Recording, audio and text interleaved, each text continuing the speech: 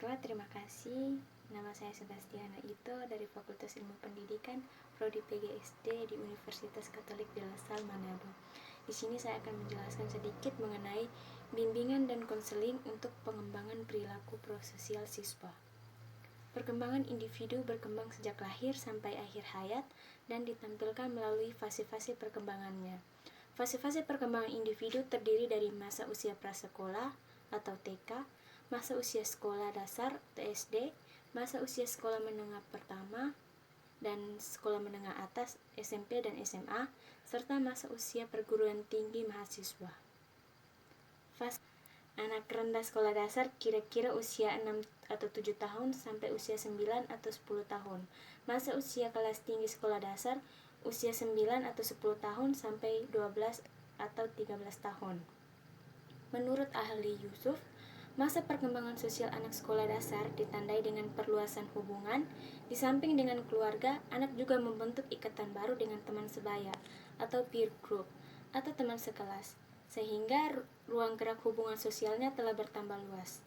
Anak mulai memiliki kesanggupan menyesuaikan diri sendiri atau egosentris kepada sikap yang kooperatif, atau sosiosentris, mau memperhatikan kepentingan orang lain, terjadi pada masa anak usia sekolah dasar. Hal tersebut diperkuat oleh pendapat Hurlock. Proses sosialisasi pada anak usia sekolah dasar tersebut, di mana pada saat anak itu sudah mulai belajar berperilaku yang dapat diterima secara sosial, anak memainkan peran sosial yang dapat diterima dan anak mengembangkan sikap sosial. Proses sosialisasi ini sangat penting ditanamkan kepada anak sejak dini, karena sosialisasi merupakan proses belajar yang membimbing anak ke arah perkembangan kepribadian sosial, sehingga dapat menjadi anggota masyarakat yang bertanggung jawab dan efektif. Perkembangan merupakan perubahan yang progresif dan kontinu atau berkesinambungan dalam diri individu dari mulai lahir sampai mati. Setiap individu yang memiliki perkembangan normal akan mengalami fase perkembangan dari bayi hingga masa tua, yang setiap fasenya memiliki tugas perkembangan yang khas. Berikut pengertian perilaku sosial. Perilaku prososial merupakan perilaku positif yang dapat berguna untuk mendukung pengembangan sikap sosial yang lebih baik dan penyesuaian diri dalam lingkungan. Menurut Marion, anak akan bermanfaat bagi orang lain ketika menunjukkan simpati dan marah ketika seseorang bertindak kejam kepada orang lain.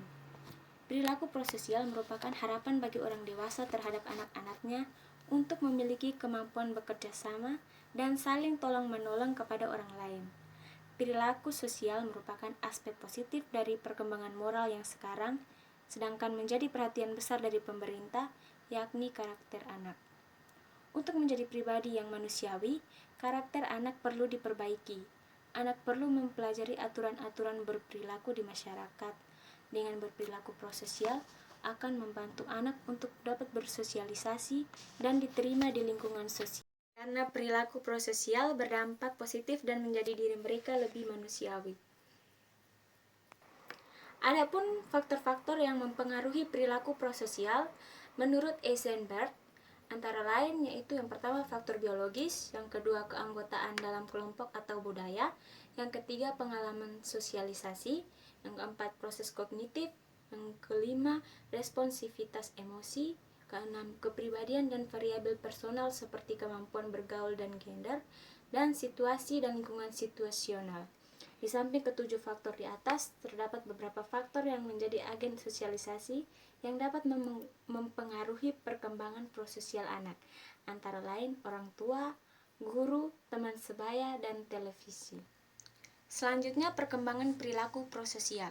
Perkembangannya kemampuan dan kesiapan untuk berperilaku prososial menurut Raykovsky dalam Eisenberg dipengaruhi oleh beberapa aspek, di antara lain yang pertama, psikoanalisis asal mula prososial sebagai suatu konsekuensi dari pembentukan superego yang pada gilirannya tergantung pada resolusi Oedipus kompleks. Yang kedua, teori belajar sosial menekankan peran modeling dan reinforcement perilaku prososial. Yang ketiga, Maslow mengasumsikan kepuasan dan kebutuhan dasar mempermudah suatu penyingkapan kecenderungan perilaku sosial yang menjadi sifat kebanyakan manusia. Selanjutnya, seorang psikolog Uni Soviet yang terkenal, menekankan peran konsistensi tuntutan-tuntutan moral yang dirumuskan dan dilaksanakan oleh beragam agen-agen sosialisasi. Adapun menurut Derlaga dan Zelak dalam Desmita, menjelaskan bahwa perilaku prososial berubah dan berkembang sesuai dengan perkembangan manusia yang diklasifikasikan sesuai dengan perkembangan kognitif, sosial perspektif, dan perkembangan moral. Selanjutnya mereka menjelaskan ada 6 tahap dalam perkembangan tingkah laku prososial, yaitu yang pertama, compliance dan concrete, definite reinforcement, yang kedua, compliance, yang ketiga, internal initiative and concrete reward, yang keempat, normative behavior, yang kelima, generalized reciprocity, dan yang keenam, altruistic behavior. Dalam membuat keputusan apakah seseorang akan menolong atau tidak banyak dipengaruhi oleh berbagai faktor. Faktor yang mempengaruhi perilaku prososial yaitu faktor dalam diri manusia dan faktor yang di luar diri manusia. Faktor dalam diri terdiri dari kepribadian, kemampuan, moral, kognitif, dan empati. Sedangkan faktor yang berbeda di luar diri misalnya kehadiran orang lain, norma-norma situasi tempat kejadian. Proses pembuatan keputusan menolong orang lain dapat dikatakan sebagai komponen yang ada dalam diri manusia. Menurut Sears dalam Desmita, menjelaskan bahwa dalam melakukan pertimbangan untuk menolong orang lain melibatkan proses kognisi sosial kompleks dan pengambilan keputusan yang rasional, yaitu orang harus memperhatikan bahwa situasi sedang berlangsung dan memutuskan apa pertolongan dibutuhkan atau tidak. Jika pertolongan dibutuhkan, mungkin orang itu masih mempertimbangkan sejauh mana tanggung jawab untuk bertindak. Orang tersebut mungkin menilai ganjaran dan kerugian bila membantu atau tidak. Orang itu harus menunjukkan jenis pertolongan apa yang dibutuhkan dan memberikannya. Proses pengambilan keputusan untuk berperilaku prososial dalam situasi tidak darurat awali oleh adanya kesadaran atau awareness terhadap kebutuhan orang lain akan bantuan. Keputusan untuk membantu orang lain bergantung pada proses pertimbangan atau judgment proses yang melibatkan dua hal, yaitu tanggung jawab pribadi dan mempertimbangkan untung rugi. Proses pertimbangan untung rugi, proses pertimbangan dipengaruhi oleh 4 variabel, yaitu variabel pribadi, variabel situasional, variabel karakteristik, orang yang membutuhkan pertolongan, dan variabel kultural. Radke-Yarrow mengungkapkan di antara berbagai perilaku yang telah diteliti, perilaku sosial lebih sering muncul dibandingkan dengan perilaku yang lain. Bentuk perilaku yang paling sering muncul adalah menolong, berbagi, memberi, dan bekerja sama, terutama pada anak prasekolah hingga 12 tahun. Selanjutnya, Marion menggambarkan bentuk-bentuk perilaku sosial yang sering muncul pada anak ke dalam perilaku berbagi atau memberi, bekerja sama, dan membantu. Perilaku atau memberi dapat berupa waktu, materi, ataupun informasi, sedangkan membantu dapat berupa perilaku menyelamatkan, membela, atau memindahkan penyebab stres. Selanjutnya, prinsip-prinsip pengembangan perilaku prososial. Perilaku prososial dapat didukung oleh orang-orang dalam lingkungan yang saling mendukung satu sama lain, menghindari perebutan kekuasaan, berkomunikasi dengan jujur dan terbuka tetapi tidak menyakiti, membuat satu sama lain merasa aman, dan bersedia untuk menangani masalah.